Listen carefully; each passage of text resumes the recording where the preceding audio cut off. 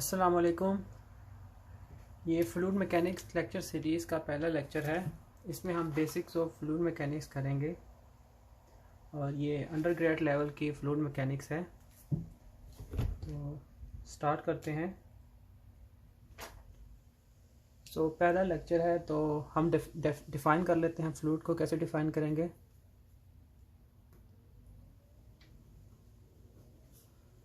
तो फ्लूइड को डिफ़ाइन करने के लिए पहले उसकी डेफिनेशन लिखते हैं कि a fluid is defined as substance that deform continuously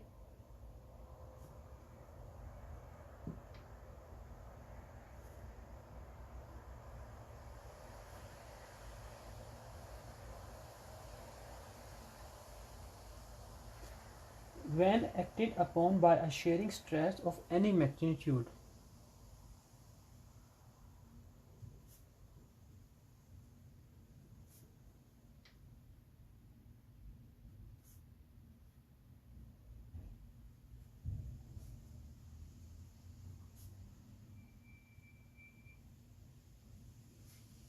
तो इस पॉइंट पे बड़ा गौर कीजिएगा कि sharing stress of any magnitude, तो हमारा स्ट्रेस का कोई भी मैग्नीट्यूड हो, बड़ा हो या कम, ज़्यादा हो,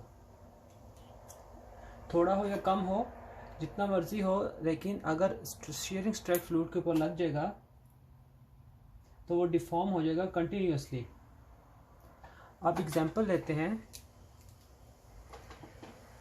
जिस तरह हमारे पास एक कॉपर प्लेट है, उसके ऊपर हमने एक शेयरिंग स्ट्रेस लगाया है, तो वो डिफॉर्म होगा, लेकिन उसकी डिफॉर्मेशन जो है वो सर्टेन डिफॉर्मेशन होगी, उसके बाद वो डिफॉर्म मज़ीद नहीं होगा।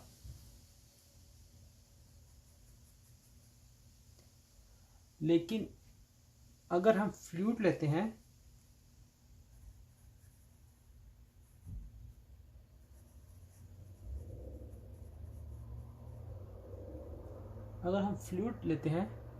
और उसके ऊपर शेयरिंग स्ट्रेस लगाएंगे,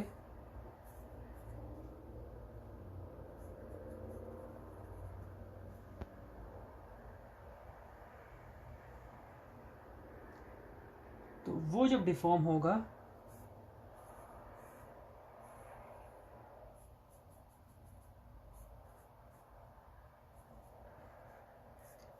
वो होगा डिफॉर्म कंटिन्यूसली, मतलब डिफॉर्म होता चला जाएगा।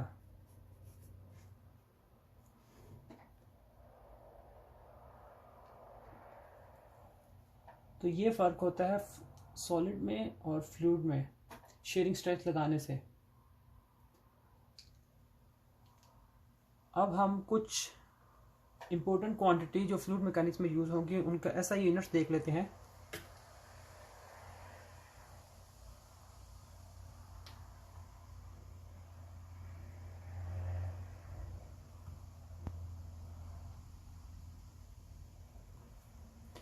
तो जो फोर्स होती है उसका होता है यूनिट न्यूटन, जो मास है उसका यूनिट होता है केजी, इसी तरह जो लेंथ है उसका यूनिट होता है मीटर।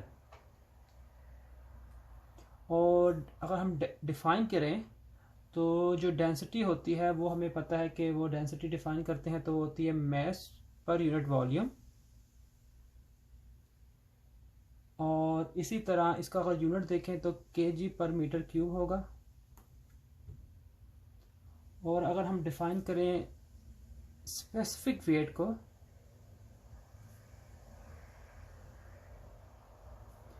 तो वो होगा weight of the substance divided by the volume. अगर इसका यूनिट देख लें तो वेट का होता है न्यूटन और वॉल्यूम का होता है मीटर क्यूब। तो एक चीज़ याद रखिएगा, मैक्सिमम जब भी स्पेसिफिक का लफ्ज़ आएगा इसका मतलब है per unit volume.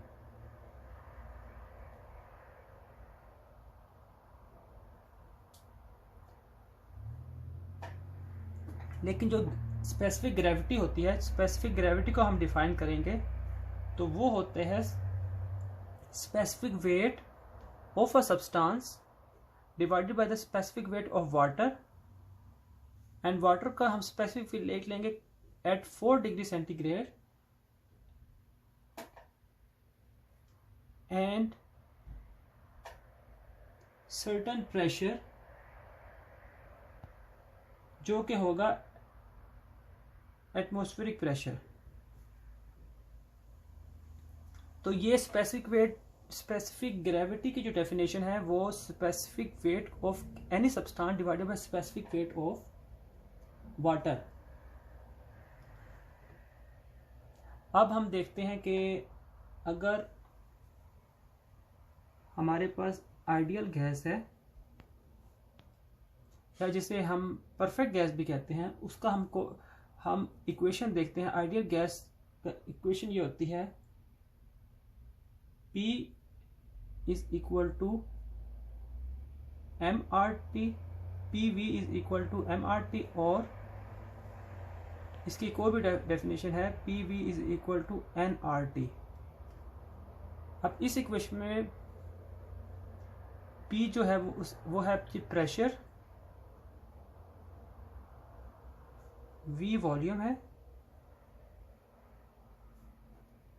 M mass of a substance,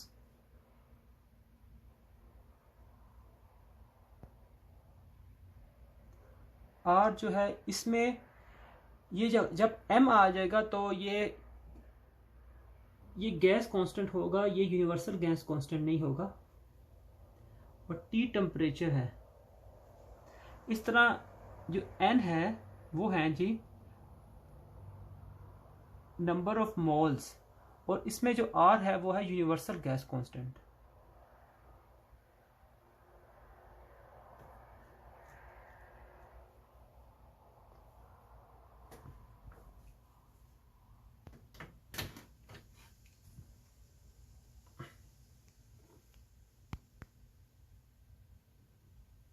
universal gas constant है R जी।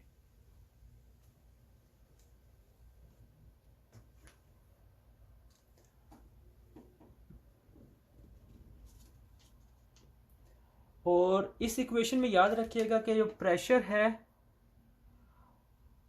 और जो टेम्परेचर है वो एब्सोल्यूट है। एब्सोल्यूट का मतलब क्या है वो मैं आगे जाकर आपको बताऊंगा। एब्सोल्यूट में और गेज प्रेशर में क्या फ़र्क होता है, या टेम्परेचर जो एब्सोल्यूट होता है तो उसमें और दूसरे टेम्परेचर में क्या फ़र्क होता है। इसी तरह हमारे पास विस्कोसिटी आती है कि विस्कोसिटी को हम डिफाइन करते हैं। अच्छा, जो विस्कोसिटी होती है वो 2 टाइप्स की होती है। एक को हम कहते हैं डायनामिक विस्कोसिटी, एक को कहते हैं काइनेमेटिक्स। जो सिंपल विस्कोसिटी होती है उसी को हम कहते हैं जी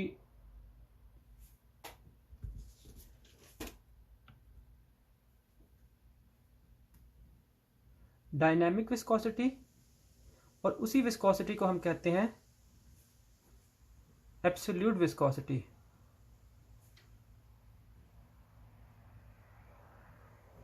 और जो ये विस्कोसिटी है, ये विस्कोसिटी डिफाइन होती है म्यू से, और अगर इस म्यू को हम देखें तो इसके यूनिट होते हैं पास्कल सेकेंड।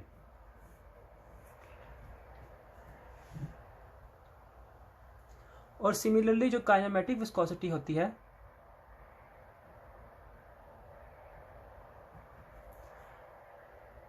उसको हम डिनोट करते हैं V से, और विस्कोसिटी डिवाइडेड बाय डेंसिटी इसकी डेफिनेशन है। अब हम देखते हैं कि न्यूटोनियन फ्लूइड कौन से होते हैं।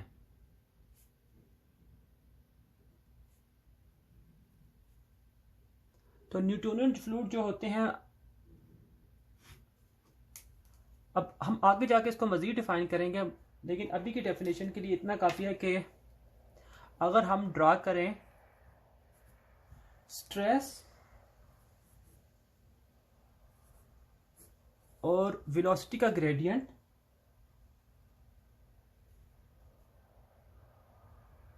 तो हमें पता है कि अगर हम फ्लूइड के ऊपर शियर स्ट्रेस इंक्रीज करें तो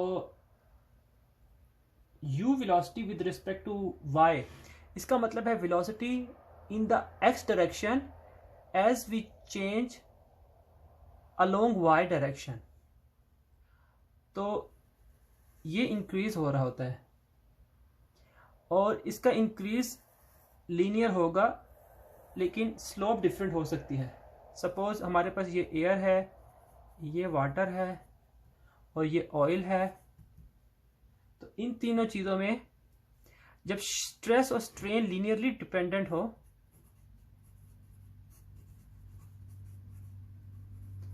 तो उस केस में हम कहेंगे कि ये है न्यूटोनियन फ्लूइड। तो rate of shear stress is linearly dependent on the strain rate. एक और डेफिनेशन कर लेते हैं जिसका नाम है सरफेस टेंशन।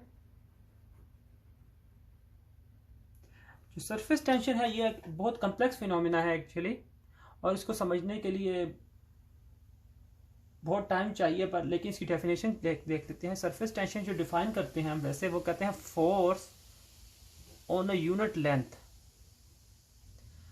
अब जो ये फोर्स है ये फोर्स लग रही है सरफेस के ऊपर और ये लग रही है परपेंडिकुलर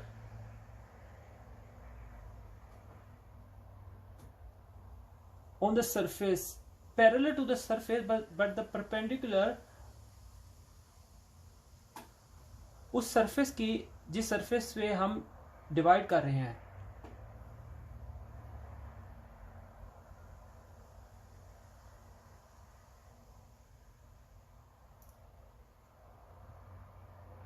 अब सरफेस टेंशन ही की वजह से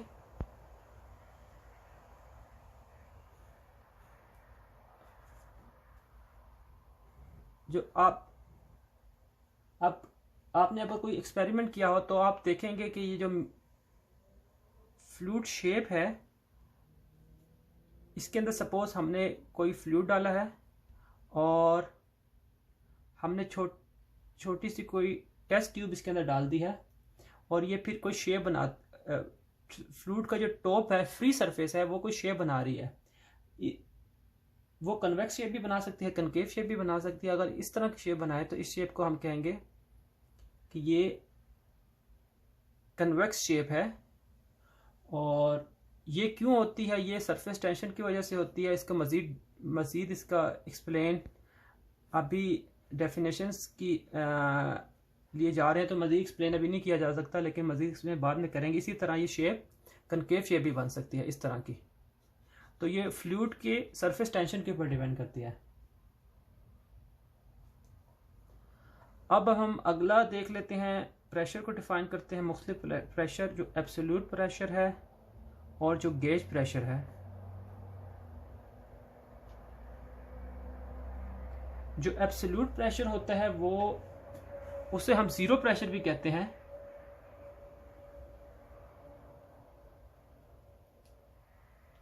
और वो रेफरेंस होता है जीरो के, reference to zero, reference to absolute. और जो गेज प्रेशर होता है वो एटमॉस्फेरिक प्रेशर से रेफरेंस लेते हैं उसका।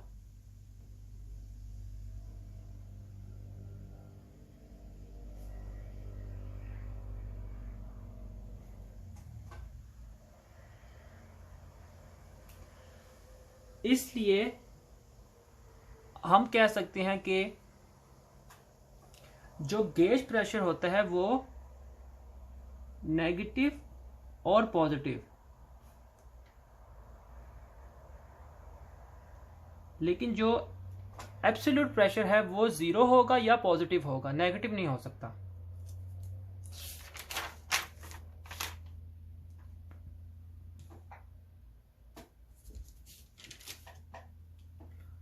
अब इसको मजीद एक्सप्लेन करते हैं फिगर की मदद से।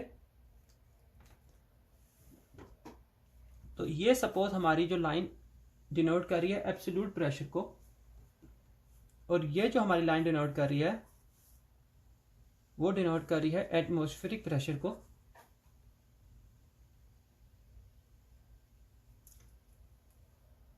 ये लाइन एटमॉस्फेरिक को नहीं कर रही, बल्कि ये लाइन कोई से प्रेशर को कर रही है, और ये जो मिडल लाइन है ये एटमॉस्फेरिक प्रेशर को कर रही है जी, this line. So from the absolute until the atmospheric pressure, ये जो प्रेशर होता है ये डिपेंड करता है मुख्तलिफ प्लेसेस पर, बट मोस्टली ये होता है 101 किलो पास्कल। और इसे हम लिखेंगे एब्सोल्यूट। इसी तरह सपोज हमारा जो गेज प्रेशर है, गेज प्रेशर वो अबव एटमॉस्फेयर उसको लेते हैं, वो सपोज हमारा है अभी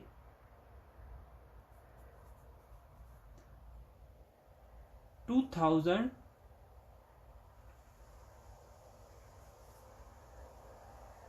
किलो पास्कल। ये है गेज प्रेशर। तो एट पॉइंट ए पे एब्सोल्यूट प्रेशर क्या होगा, वो हो जाएगा absolute plus total pressure at point A, absolute plus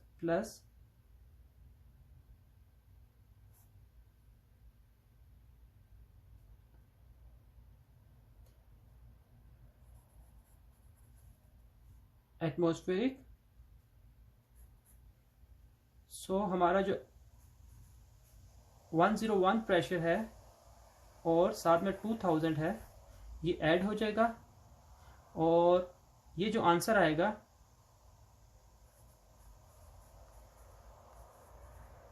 ये हमारा एट प्रेशर ए एब्सोल्यूट होगा। इसे लिखेंगे हम प्रेशर ए एब्सोल्यूट। अब प्रेशर ए जो गेज है वो कैसे आएगा, वो आएगा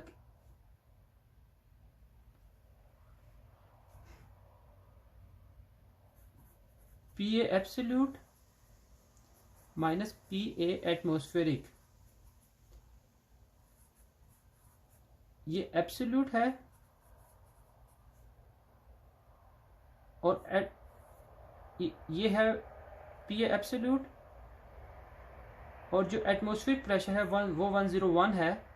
सो जो पी ए गैस प्रेशर है वो हो जाएगा 2000, जो कि हमने फिगर में ड्रा किया है।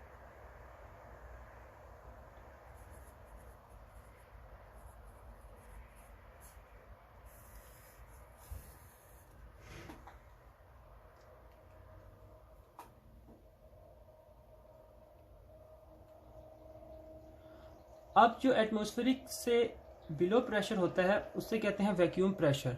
सपोज हमारे पास वैक्यूम प्रेशर है अराउंड -40 किलो पास्कल। सो हम इसको कह देते हैं पॉइंट सी। सो पी सी वैक्यूम है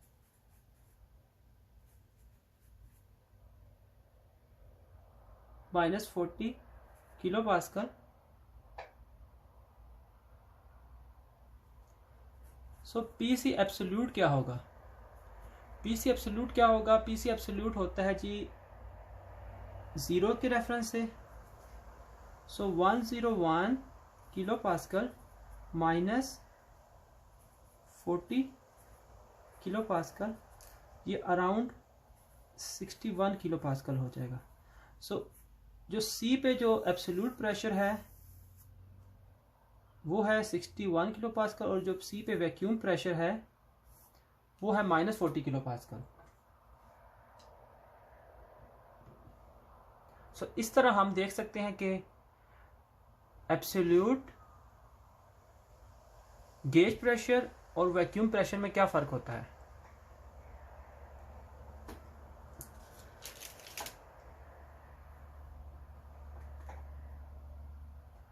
इस लेक्चर में हम यहीं तक पढ़ेंगे। अगले लेक्चर में मज़ीद हम फंडामेंटल्स करेंगे। तो इंशाल्लाह मिलते हैं अगले लेक्चर में।